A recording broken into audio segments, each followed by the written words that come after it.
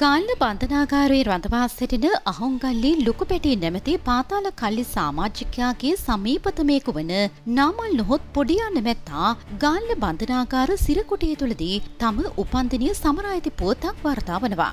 ගාල්ල බන්ධනාගාරයේ සීවාට්ටුව හෙවත් මහසෙල් එක තුළ ඔහු මෙලෙස කේක් කපා සිය උපන්දිනය සමරා ඇති බවයි වාර්තා වන්නේ. එම අවස්ථාවේ ලබාගත් ඡායාරූප හා වීඩියෝ දර්ශන මෙවන විට සමාජ මාධ්‍ය ඔස්සේ ප්‍රචාරය වෙමින් පවතිනවා. බන්ධනාගාර නීති රීති උල්ලංඝනය කරමින් සිර කුටියක් තුළ මෙවැනි සැමරුමක් පවත්වනු ලැබුවේ කෙසේද? ඒ පිළිබඳව මේ වන විට දැඩි කතා බහක් මතු වී තිබෙනවා. මේ අයිස් බෙදනකොට නම් කොළ වලට දාන්න එපා ඉති කුමකට දාන්න කෝපිය කැලේ කාමරේට ඒවා ඇදිනගල්ලා බේන විදිහට ඔක්කොම හයි හැමදේම මම පෙවුන්නේ නැහැ මම කලම මම පොඩක් කරන්න හරි අනකෝ මම පෙවුන්නේ නැහැ මම කැලේ පොඩි මම පෙවුන්නේ නැහැ මාරේ හරි හරි